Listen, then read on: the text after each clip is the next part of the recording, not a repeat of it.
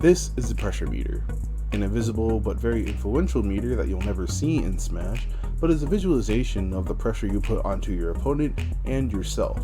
I truly believe that every common competitor, usually who has a pretty decent amount of experience and plays their character for a good amount of time, starts their pressure meter at level 3, where you're trying to assess what your opponent does, but you don't really know all their habits, and you kinda know what the character does.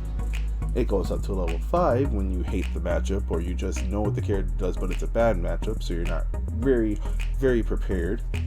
It goes down to 1, where you're like, I'm very confident in the player I'm facing against, I know the matchup that I'm facing against. Each level has their own strengths and weaknesses.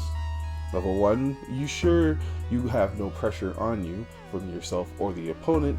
If the opponent adds pressure by using moves and using options that you're both scared of or you know they're confident with, it does go up. But starting a match at level 1 means that you're not assuming that their opponent will be very confident in their play, which means that if your opponent changes, you can get fucked up.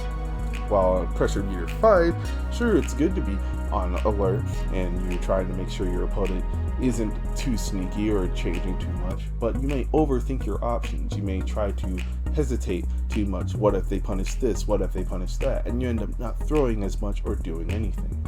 You want to be able to be weary of your opponent, but not so weary you don't do anything. Things that can make you go up are moves that put you on a long time where you can't do anything, like combos or jab locks, or really anything that makes it seem like you're out of control. While putting the pressure down may be that you're already in advantage, or you already know what's going to happen, or you know the matchup very well. To maintain a level 3 of a pressure meter is to understand that both you and your opponent are adapting and changing, but you can catch on to things that they can't, and they can catch on to things you can't. The outcome of the match can be determined from many things, but what you want to do is to stay in a state of mind where you're in the middle at a constant pace. You may go down, you may go up, you may change and get to the middle, you may fluctuate very quickly, but a steady pace in the 3 mark of the pressure meter can make a gigantic difference. You think more logically. You try to assess the situation a lot more. Panic options come out less. Staying at a constant 3 is one of the hardest things for any player trying to get good at competitive Smash. But that's your goal.